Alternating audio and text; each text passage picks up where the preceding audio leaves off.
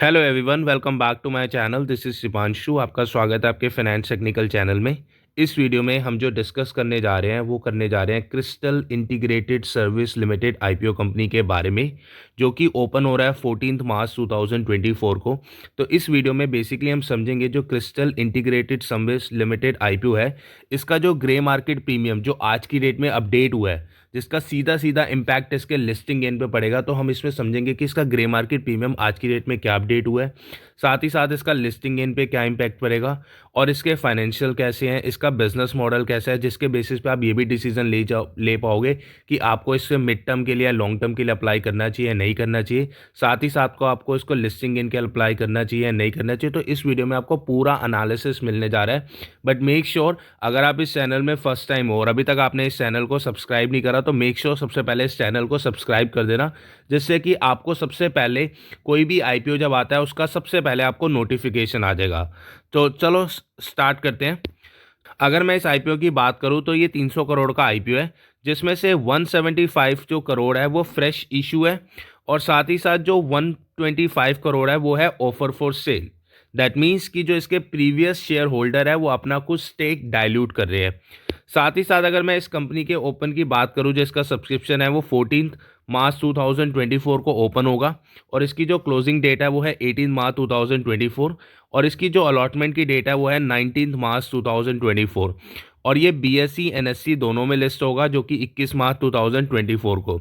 अगर आप इस आईपीओ में अप्लाई करते हो और अगर आपको अलॉटमेंट मिल जाती है तो आपको 21 मार्च को, जैसे कि मैंने बताया, कि ये लिस्ट हो जाएगा। और अगर आपको अलॉटमेंट नहीं मिलती है तो आपको एक दिन पहले यानी कि 20 मार्च तक आपको आपका पैसा भी रिफंड हो जाएगा। अगर मैं इसके प्राइस बैंड की बात करूं तो इसका जो प्राइस बैंड रहेगा वो 680 टू 715 पर शेयर रहेगा, और आपको मिनिमम एक लॉट के लिए जा सकते हो जिसमें आपको 20 शेयर मिलेंगे। और अगर आप रिटेल कैटेगरी में हो तो आपको 14,300 के कैपिटल की रिक्वायरमेंट रहेगी, और अगर आप एक एसएनआई कैटेगरी में हो तो आप 14 लोड्स के लिए जा सकते हो जिसमें आपको 280 शेयर्स मिलेंगे, जिसके लिए आपको 2,02,00,000 की कैपिटल की रिक्वायरमेंट रहेगी। और अगर आप बिग नॉन इंस्टीट्यूशन कैटेगरी में हो तो आप 70 लोड के लिए भी जा सकते हो जिसमें आपको 1400 शेयर मिलेंगे, जिसके लिए आपको 10,01,000 के कैपिटल की रिक्वायरमेंट रहेगी। सबसे पहले हम कंपनी के प्रमोटर्स देख लेते हैं कि कंपनी के प्रमोटर्स कौन है। जो कंपनी के प्रमोटर्स की बात करूँ तो इसके ये फैमिली बिजनेस बेसिकली रन कर रहे हैं, जिसमें इसके प्रसाद मिनेश लाद, नीता प्रसाद लद, सेली प्रसाद लट, शुभम प्रसाद लट, क्रिस्टल फैमिली। ये पूरी क्रिस्टल फैमिली है जिसमें 99% ये इक्विटी को होल्ड करते हैं, और पोस्ट आईपीओ इनकी कितनी इक्विटी रहेगी अभी तक कोई अपडेट नहीं आई है। अब सबसे पहले हम बिजनेस मॉडल को समझते हैं कि कंपनी का बिजनेस मॉडल क्या है।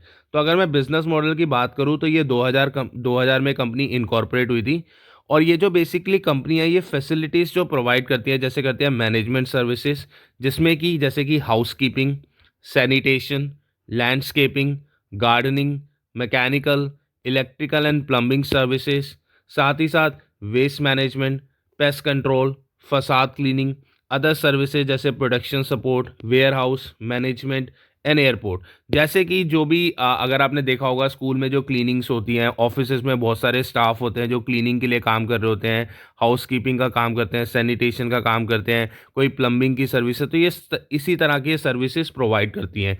और अगर मैं बात करूं इसकी जो जो इसके क्लाइंट है वो बेसिकली ये 134 हॉस्पिटल में ये ऑलरेडी सर्व कर रही है, 224 स्कूल में इनकी सर्विसेज दे रहे हैं, 2 एयरपोर्ट्स इनके कंट्रोल में है, 4 रेलवे स्टेशन में काम करते हैं, ये 10 मेट्रो स्टेशन।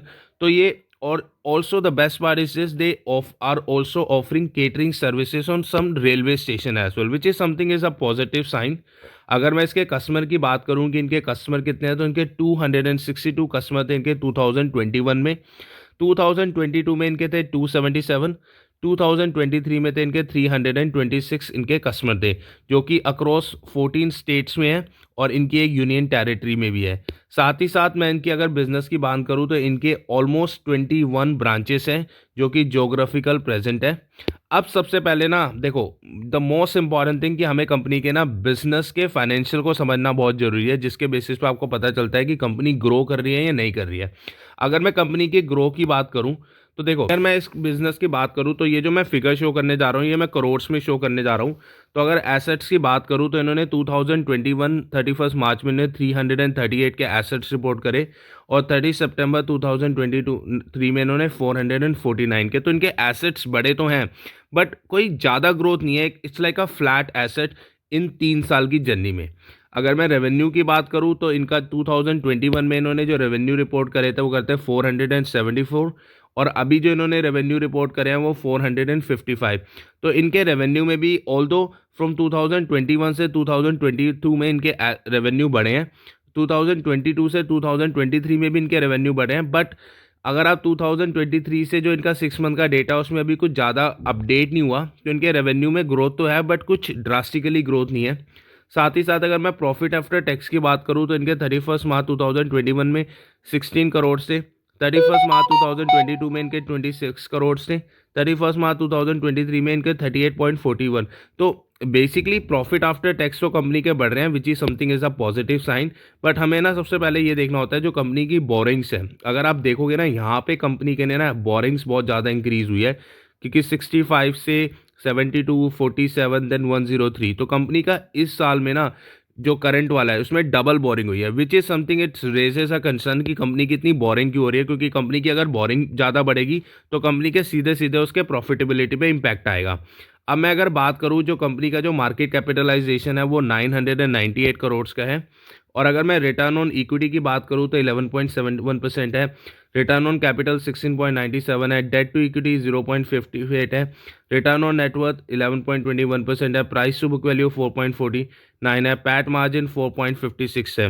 और अगर मैं इसके ईपीएस की बात करूं जो पोस्ट आईपीओ पे इसका ईपीएस होगा वो 29.42 होगा, और प्राइस टू अर्निंग 24.3। साथ ही साथ हम कंपैरिजन कर लेते हैं इसकी पीयर्स कंपनी के साथ।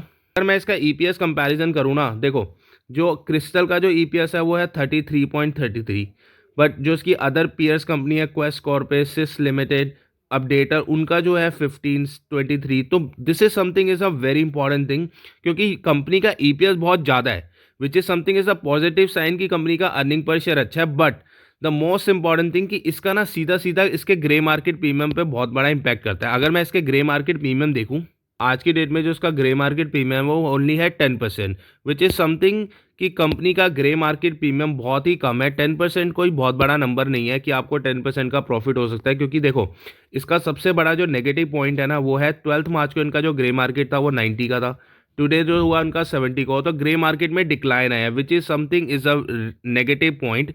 तो अगर मैं बात करूं क्योंकि ग्रे मार्केट प्रीमियम इनका क्यों कर रहा है, क्योंकि ईपीएस बहुत ज़्यादा है, और साथ ही साथ अगर मैं इनकी वीकनेस की बात करूं तो सबसे पहले अगर मैं इसकी वीकनेस की बात करूं, क्योंकि इस कंपनी का जो रेवेन्यू है ना वो लिमिटेड नंबर ऑफ कस्टमर से इसका रेवेन्यू है।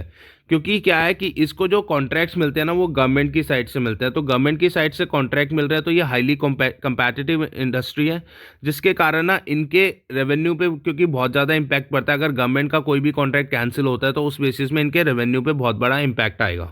बेसिकली क्या है इनका जो रेवेन्यू है ना वो 73% जो रेवेन्यू है वो गवर्नमेंट कॉन्ट्रैक्ट से है। तो अगर मैं अपनी रिकमेंडेशन की बात करूं कि आपको इसमें लिस्टिंग गेन के लिए जाना चाहिए नहीं जाना चाहिए, तो मैं आपको 3 फैक्टर बता दूं। देखो जो इसका ग्रे मार्केट प्रीमियम है वो 10% है which is something is a negative point.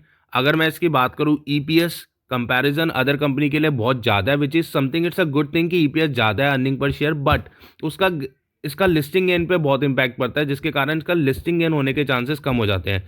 Third thing इसमें जो नेगेटिव है वो इसके जो गवर्नमेंट जो कॉन्ट्रैक्ट देती है 73% जो इसका रेवेन्यू है वो गवर्नमेंट कॉन्ट्रैक्ट है, जिसके कारण इट रेजेस अ कंसर्न। तो अगर मैं आपको ये बात करूं कि आपको इसमें लिस्टिंग गेन के लिए जाना चाहिए नहीं जाना चाहिए, तो मेरी साइड से मैं आपको ले बोलूँगा कि लिस्टिंग गेन के लिए आपको नहीं जाना चाहिए।